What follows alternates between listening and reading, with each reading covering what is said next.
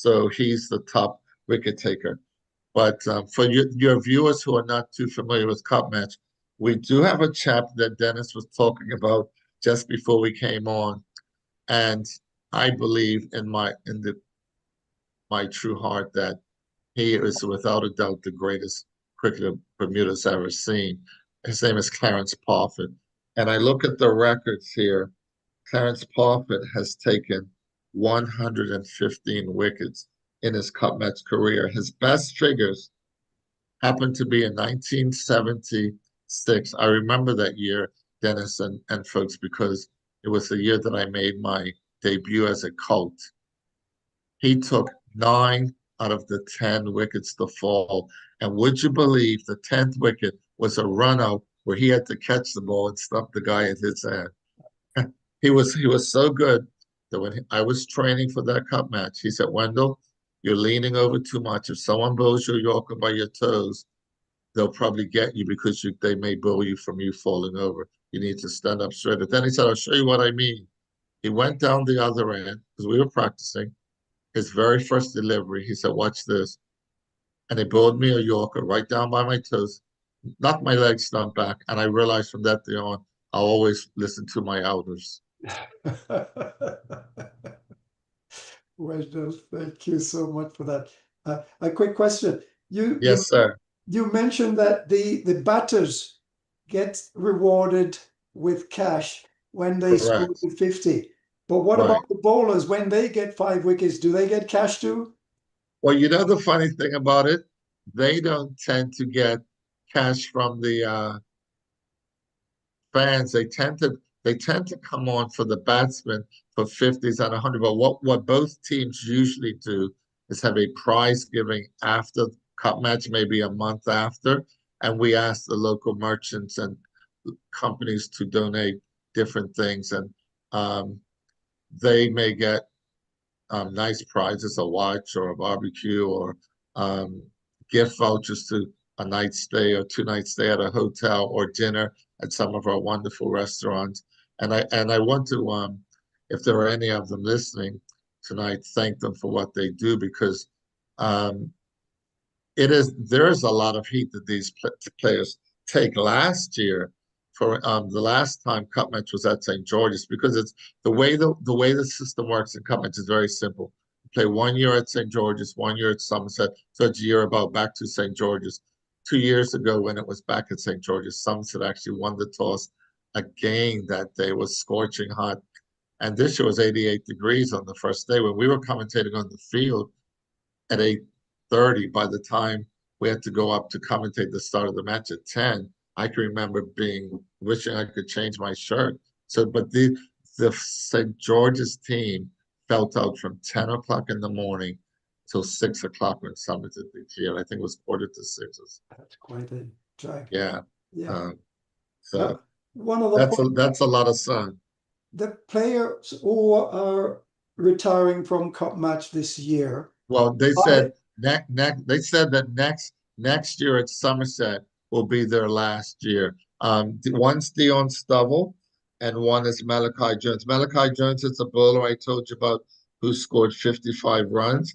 And the other chap is Dion Stubble. He's both of them have played a number of times for Bermuda in international cricket. Dion Stubble actually has 2 centuries to his name in the Cup match, and he's become a very solid, prolific batsman. He reminds me.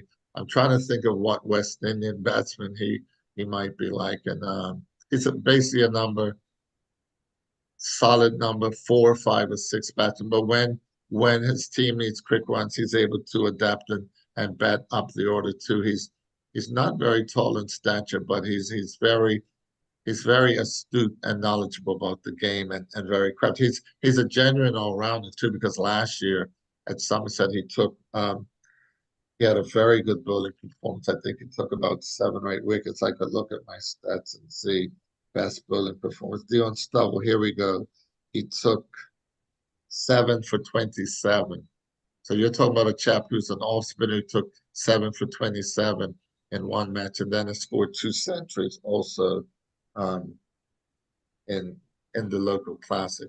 Which is, and you're talking about cup matches meant to be the best of the best. So you're talking about if you could imagine Jamaica playing Barbados in an annual match that was a 2-day holiday where no one had to go to work except the police, the firemen, the customs officers, those essential services, and you're talking about see, all the stores are shut down and everybody's, the fee to come in was $20 most years. I think it might have went up to $25. But it's like our Super Bowl, Mardi Gras, all rolled in one. It's just a festival, a holiday, a fashion show, music, everything. And the thing about it is that people don't come to the game. They'll go to the beach with their transistor radios. They'll camp out with their families with barbecues and listen to the either station. We have one channel that calls themselves the Voice of Summer. One of our deputy premiers, a legend in his own right, um, has passed away now, and he's left a legacy there. Jim Ward, CV Jim Ward, and then the other station that I commentate with, Alan Richardson, a former opening batsman, Alan Douglas, a wicketkeeper, and Butchie B. Birchall. We're called Bermuda Broadcasting Company. So people have their choice, but it is also televised now so that people can stay home if they like in the comfort of their home and watch the match on TV because we have a lot of seniors in Bermuda. And like I say, that what makes it so unique is that with this match having gone on in the early 1910, 1920, the 30s, back in 1940s, mid 1940s, the government realized they had to make it a holiday because so many people were not showing up to work. They figured we might as well make it a holiday because nobody wants to come to work. They're all calling in sick, but yet they're going to be at the cricket game. So that's the story behind that because it's just a treat. And I'll tell you how popular it is. Tony Cozier, who many of you would know, he actually came to Bermuda and was asked to commentate for that match and up at Somerset. And Clive Lloyd, I believe it's Sir Clive Lloyd now, he came for a couple of years up at Somerset and was sitting there with people. We've had a number of very famous West Indians who have played in cup match. I'll mention a few names because some of your listeners, if they're from Barbados or St. Kitts or Nevis or Jamaica, might recognize some of them. We had Colin Blades, a fantastic right-handed batsman, early order batsman. He actually skippered Bermuda to the ICC, and we came one match away in 1982 from making the World Cup. We lost the final to Zimbabwe. And then we've had Lionel Thomas, we've had Winston Reid, um, all of them fantastic players. Tyrone Smith, there was Roger Blades, and then Adrian King, a right-arm speedster. He played for St. George's, and as an opening batsman, I'm going to tell you the truth. I was glad he wasn't on my team because he was super quick. He was express pace, and he talked about. I got a chance to interview most of these chaps and talk about their story as children. They talked about growing up in the West Indies and playing on the beaches and using rubber balls and how they would play in the streets. And we did the similar thing, use a box or a trash can or whatever you could. And you remember those days as little kids growing up with tennis balls or whatever. And it was quite nice to interview them. But they continue to grace us with their skills because Bermuda has a large number of folks from Jamaica, Barbados, the West Indies, and also from a Portuguese community also. So we've embraced. We had a young chap this year, two chaps from St. George's team, whose parents would be one from South Africa and the other, I think, maybe born Bermudian but Caucasian, and we welcomed them with open arms, and they did very fantastic. I must say, the Colts.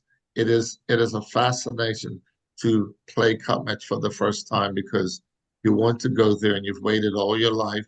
You've watched people play And as a little boy, what I like that they do, and they did this year again in cup match, when the players walk out to the middle at the beginning of the game, just like they do in the English Premier League, they hold hands with a young man and escort them out to the middle. And the youngsters wear their whites, just like the players do, because when there's a break, a tea break or a lunch break, you know who's on that field playing cricket with the big trash cans. All the youngsters, they play what we call gets out, goes in. Whoever gets the ball gets the ball. If you bowl me out, you get to go in. Or tip or go on. You remember those games? I don't know if you had those in the West Indies. You can tell me. Yes, thank you. Let's see if any of our panelists have any questions for you before we wrap up this end. Sure. Yes, Leon? Yes, indeed. Mr. Wendell, I'm so glad that you're a Chelsea fan, because I am one. And by the way, do you know the grandson of a Chelsea player, Cole Palmer, is from St. Kitts? And Yeah, that you're right. You're absolutely right. And I'm trying to remember. Rupert Scotland. Oh, Rupert Scotland. And you know what? Rupert Scotland was one that I omitted. How could I omit him? I wanted to remind you because I'll tell you he's from what, my school. He was my senior. Yes. you're right. I'm sorry for forgetting him because if I look at my records here, which I have, and one of them is partnerships, the best 10th wicket partnership was Rupert Scotland and Clarence Poffett in 1970 for the last two men in. I'll give you a guess at how many you think they scored. Give you a couple of guesses. 92? 92? 103. Can you imagine the frustration for Somerset? They hadn't won since 1959, and in 1970 they had a chance to dismiss St. George's cheaply, and Rupert Scotland stayed into the wicket with Clarence Poffett, who just blocked, and he was hooking and cutting Randy Horton fiercely. But I'll tell you another thing about Rupert Scotland. He ended up coming to Bermuda, and his son Cleon Scotland actually played cup match for St. George's.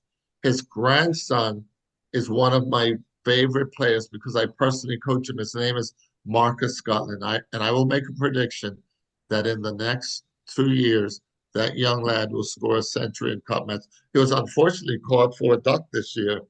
He had a ball on the hip. He turned it off his hip, and there was a silly point who reached down, and just before the ball was about an inch from the ground, stuck his hand out, and it just stuck in his hand, and he had to walk. But a fantastic young man. In our league match against him, he plays for St. David's, and he scored 2 half centuries just before cup match. Magnificent right-handed.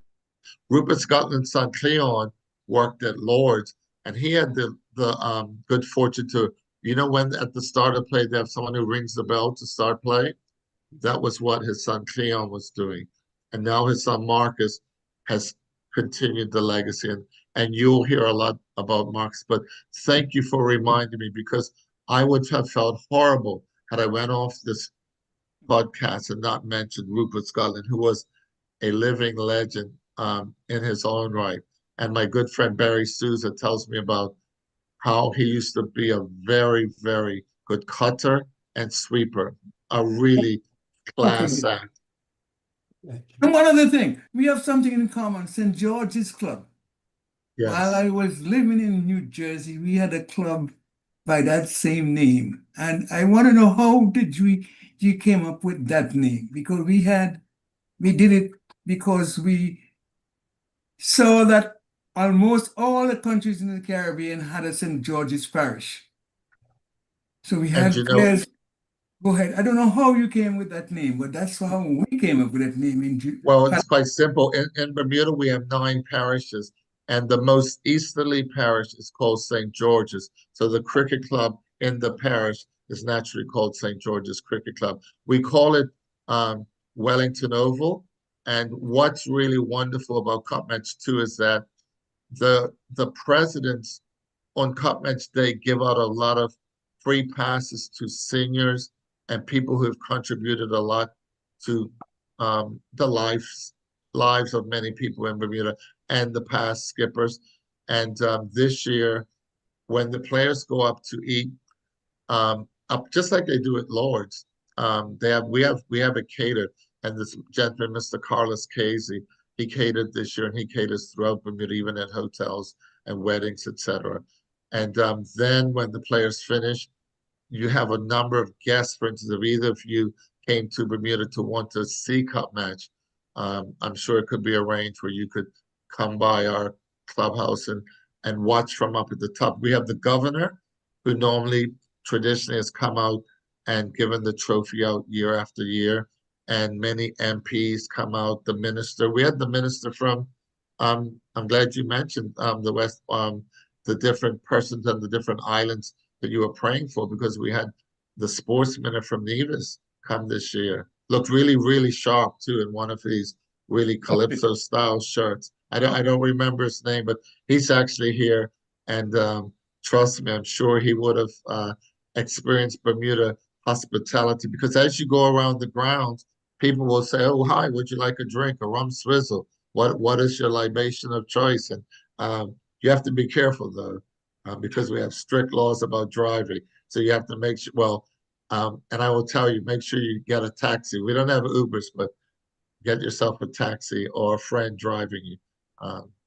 Okay. Before you go, well, I didn't remember if you mentioned the prize money for Somerset and St. George's. Did you? Well, that's the interesting thing.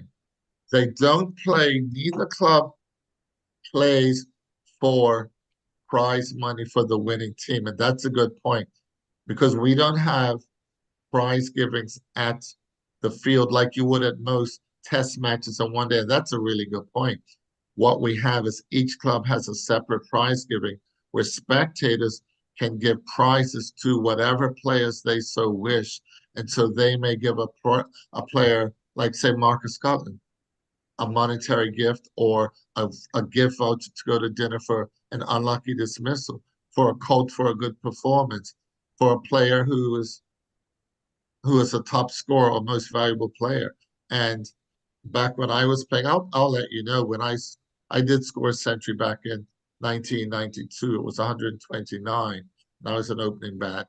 And you come home and you count your money up. And back then, that was way back in 1992, it was $1,200 from people just coming onto the field, putting money. Now some of these players are telling me they're making $3,000 to $4,000 to $5,000.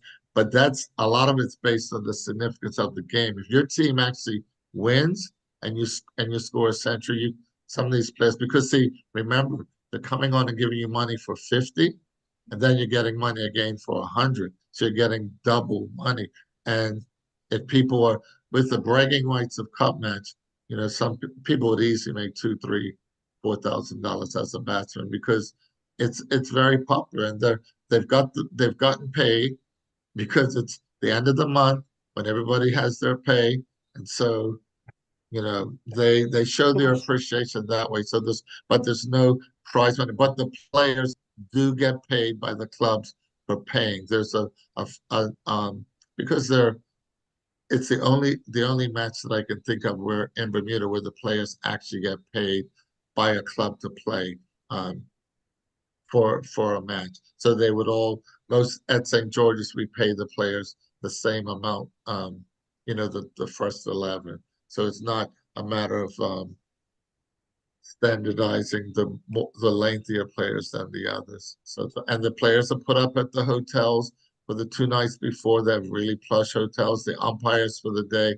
and I want to note that the umpires here in Bermuda, we have a number of West Indians, people from the Caribbean who have umpired. In fact, for the last 10 years, I think we've only had 1 or 2 Bermudians who have umpired. Usually there's people like Emerson Carrington, Melvin Best, this year's Mark McCormick. I don't know if any of those names are familiar, but it's interesting. It shows what a small world we have. When you're telling me you went to school with Rupert Scotland. Wow. I was a junior. Do you remember him playing cricket as a schoolboy? Oh, yes. He used to hit that ball hard, and Lionel Thomas from St. Kitts were super Leeward Islands players. As a matter of fact, talking about money, we had a butcher who supports a player from Montserrat, and he will just finish selling his meat at the stall with all his money in his pocket, and his guy scores a century. He will empty his pocket and give the guy almost all the money in his pocket. He ran on the field, and the joke about it, he was bow-legged. You know, so- Gentlemen, And you know what? I made a point to be prepared for this podcast. I'm looking at the stats. Do you know, in the history of Cup Match, your friend Rupert Scotland has the record for the highest partnership in any partnership, whether it be first, second, third. In fact, my brother and I tried to pull it off in 1992. We got 220. Rupert Scotland and Lee Rayner have the highest partnership in 1974, 229 for the sixth wicket partnership. And that obviously would have been the year he scored a century. Wendell, we really, really appreciate this and the stories so much. What we'll have to do, we'll have to see if we can get you to come back another time and give us some additional information on what's going on in Bermuda. But before you go, the one point I want to share with the viewers here is the fact that all those names you mentioned playing for Cup Match, they're all sons of former Cup Match and Bermuda national players. So this is where you have that, is it a legacy situation where the players come down through the families and it's passed on, which is a wonderful idea. May I say one last thing in closing? Because I don't want to be remiss of saying this. The other thing people need to realize that's so significant about Cup Match, it is a celebration of emancipation. August 1st, 1834, the freedom of slaves. So we before Cup Match this year, there was a ceremony at our City Hall in Hamilton and again at the field itself so that our local population could remember the significance of the freedom of slavery on Emancipation Day. And Mary Prince, who was a Bermudian slave who moved down to the West Indies and then to England, and she wrote a book that was instrumental in the abolition of slavery. And hence, the government of today changed the second day to be called Mary Prince Day. So people might wonder, who is Mary Prince? She was a Bermudian slave who wrote a book to help to bring about the emancipation of slavery. Thank you so much, Wendell. You're quite welcome, and it's been a pleasure. Thank you so much for allowing me to come on tonight. And we appreciate your being here tonight. And as I said, we look forward to having you back another time when it's convenient, because I know there's a lot of things going on with Bermuda, trying their very best to qualify for cricket higher cups and tournaments. So we'd like you to come back and perhaps keep us apprised of their performance and their progress in these various things. Thank you very much, sir. Have a wonderful evening, everyone. Thank you. Likewise. All right. Bye-bye. Good night. Thank you. All right, ladies and gentlemen, one thing I want to just say in passing is that I have actually played cricket in Bermuda, and I remember playing against this young man, Wendall Smith. And so I watched him develop. And not only did he develop, his brother also developed into a Cup Match player. So these are players he's talking about with whom I'm quite familiar, against whom I've played cricket in my days. Anyway, let's move on. We do not, for the benefit of everyone, we do not have the time to have a full show tonight because many of us would like to be able to see the West Indies-Pakistan match, which starts in maybe approximately an hour and a half from now.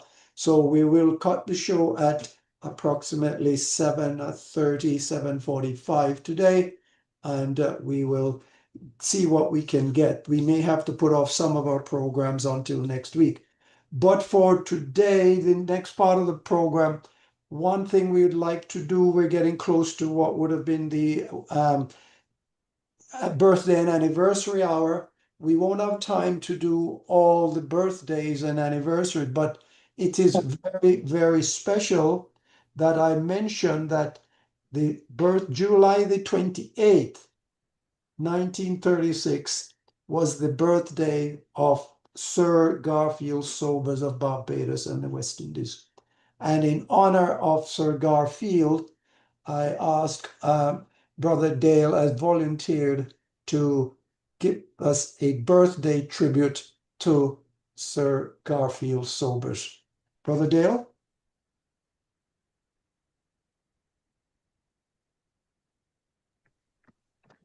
Yes, thank you very much, Mr. Heath, and greetings and welcome to all viewers and the panelists. And we hope you find you in good health and good spirits. And very quickly, I'll start off with the Emancipation Day, that it is a day that should not just be celebrated, it ought to be embodied in our actions and every single thing that we do, because this was a very, very serious time for the development of our people.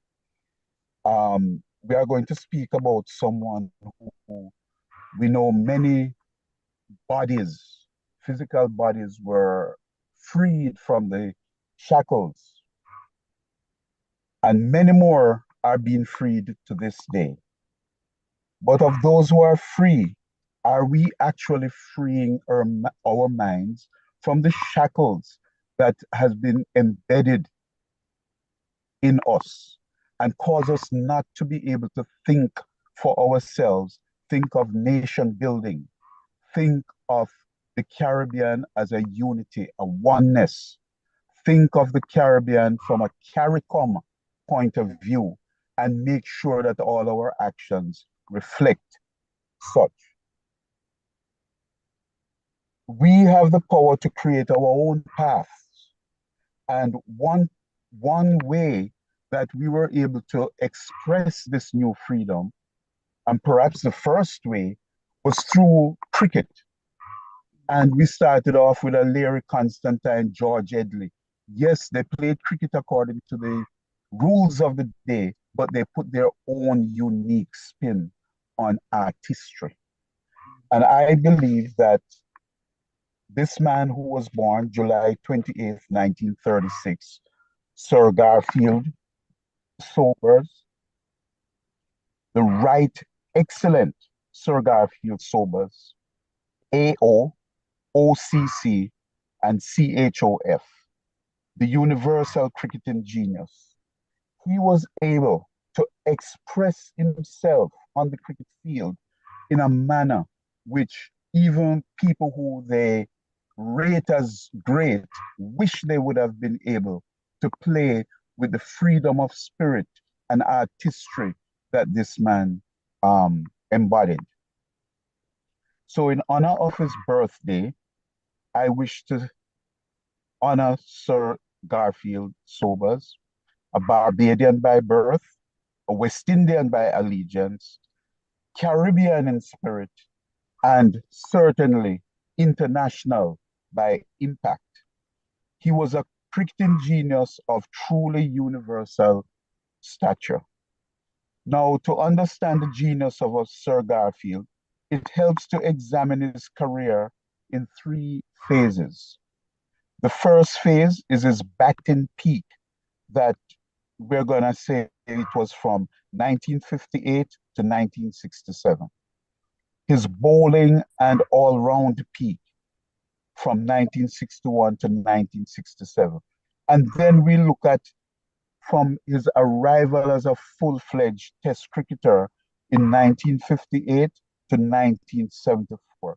We look at his batting from that period, and we look at his bowling from 1961 to 1974. Please note, all statistics referenced are from the period when Sobers, aged 21, established himself as a world-class Test cricketer, specifically as a batsman from 1958 and a bowler from 1961 onwards.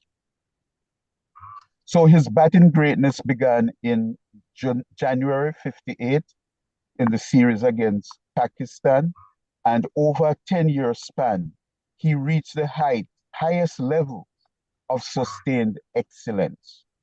From 1958 to 1967, Sobers was unmatched.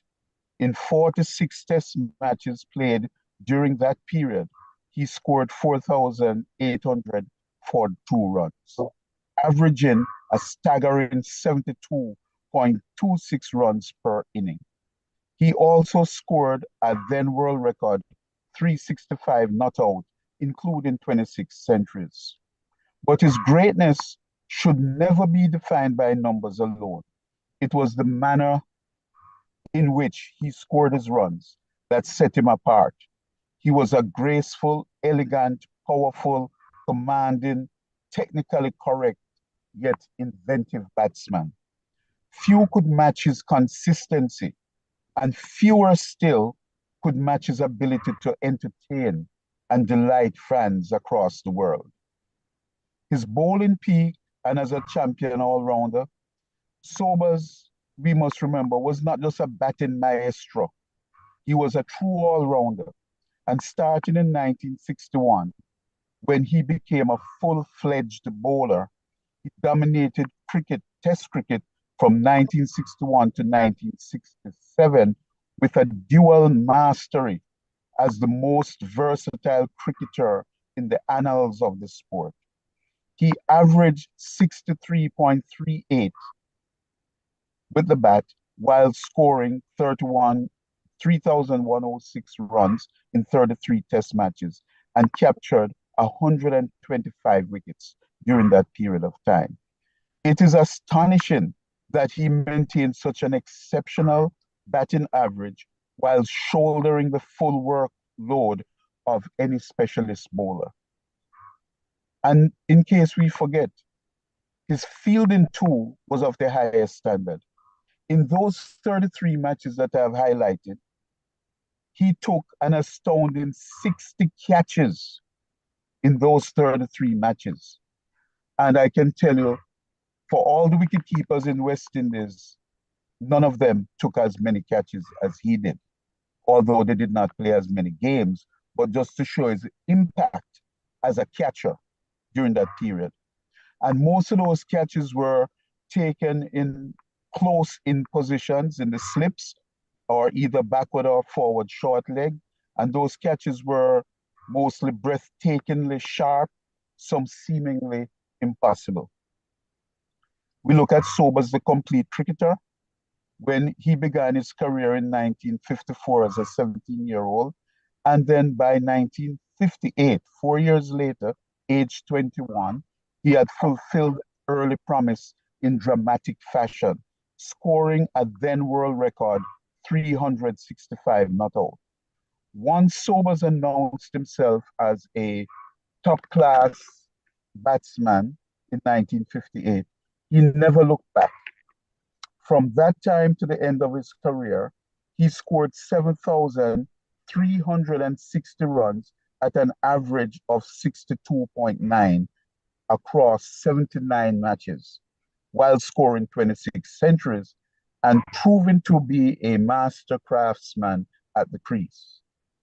At the same time, from 1961 through 1974, he evolved into a full-fledged frontline bowler.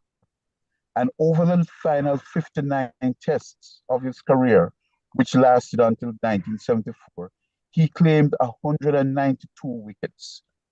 Remarkably respectable numbers, especially considering that while he was doing this, Sobers was at the same time being rated among the greatest batsmen of all time. Bowling seam, orthodox spin, or wrist spin, Sobers bowled them all, adapting to match situations with uncanny skill and control. In those 59 matches, he also held 83 catches. And of course, many of them taken with astonishing displays of agility and anticipation. Sobers' legacy, we must understand that for him to perform at this level in all three disciplines simultaneously is something beyond greatness. it is genius. Whether bowling his swing, orthodox spin, or wrist spin, Sobers' versatility with the ball never ever diminished his brilliance with the bat. No player in Test cricket has offered this level of flexibility as a frontline bowler, while also ranking among the greatest batsmen of all time. His physical and mental stamina, coupled with immense natural skill, truly set him apart. Numbered among the greatest batsmen of all time, rated as one of the finest close to the wicket fielders ever, and regarded as certainly the finest all-rounder of his generation, Garfield Sobers set the standard of excellence by which all other all-rounders before him and after him to this day are measured. Sobers, versatile, unique, complete Test cricketer, he achieved unparalleled greatness while carrying the expectations of an entire region. He bore the weight of these expectations with the ease and assurance of an adept, a true master of the game. He didn't just play the game, he elevated it to heights never seen before. And with that, I conclude my presentation, and I hope in the spirit of emancipation, we will understand that whenever West Indian cricketer plays, he never ever plays for himself. He plays for the region. And whenever we find anyone playing for themselves, it is an indication that he does not care about the region. And we are a nation-building region. And without people like Sobers, the Worrell, the Constantines, the Walcotts, the Weeks, the Vivian Richards, we would not be where we are today. And final word, I would like to congratulate Rai Benjamin from Antigua. He won the USA 400-meter hurdles today. He's a son of the soil. We all know that his father played cricket for the West Indies, and that's why I mention his name. Rai is an Olympic champion at 400-meter hurdles. He has also won a silver medal in the Olympics, and then he has 3 medals in the World Championships of track and field. And again, we hope we are setting an example that we must celebrate our Caribbean people for their achievements worldwide. Thank you. Thank you, Brother Dale. Excellent performance. And of course, I can see Leon from here ready with his comments. Yeah. Yes, go ahead, Leon. You know, when I was small, you used to call me Gary, because I used to keep my collar up. True story. And in any event, did you mention, Dale, his 6 sixes against Malcolm Nash? No, I didn't. Time constraint, so I just. And but just yes, one other no, I thing. didn't. That is understood. Bradman referred to his innings playing for the rest of the world against Australia. That 254 runs he made as one of the greatest knocks in cricket. So I just want to mention that. And just my experience, an experience of my life was when I was on the Sports Council, Sobers as a CARICOM member to come and promote cricket in the islands, came to our country, and I was asked to take him around the island. My daughter was just a little girl, and I tell you, he held her in her hand, and I feel so proud. And the people from every village, I went to see the TV farm first, and the people from the village came around my car. I had a brand new car then, and people from the car surrounded the car. I feel so important as if it were me. just to tell you a story. But that was a great man, and I admire the way he was so just You couldn't find any better, in my view, those days. Well, Leon, another story to go with the 15 years of the Cricket Show anniversary. So we're looking forward to more of those stories. Let's ask out there, Professor, any questions for Brother Dale on the presentation? Dennis, by the way, may I just say, Ivor was trying to get in, I believe he called me, but I was just about to speak. Okay. Good. Well, Go ahead. You said something about Ivor? Yeah, he was trying to call in, I believe, but he called me. I don't see. Okay. I would love to hear from him because I know he's at the ground right now. Yes. I don't know if there's any way that we can. I don't know if he's listening on our YouTube channel, but Ivor, if you are, we would certainly appreciate a phone call or some way of getting in. You have the login information. Call us and share with us what's happening down there at the ground. But in the meantime, Professor, did you have a question for Brother Dale on Sir Garfield's birthday? Well, it's not so much a question as thank him for that excellent historical update, because information that he's putting on the platform right now, while it might be documented in writing somewhere, not many persons will have the ability to locate it or to read it. But when he has really voiced it, you know, it becomes entrenched in the archives of the cricket show. And that is important. And of course, I've mentioned the fact that I hope that these stalwarts that we remember, you know, that they can be injected into our cricket community now, you know, so that some of these young men who are actually out there not having the mind power will actually be able to ask a question or two as to how you're able to stand and do 365 and be not out still after you finish 365, because that is where mentorship comes along in different formats in a different period. Okay, so that is something I would really like to see become a part of our process. Thank you, Professor. Anyone else? Donna, Murtris, any comments from you on the great Sir Garfield's birthday tribute? I'd just like to say happy birthday to the great man. Those were the days. Those were the days.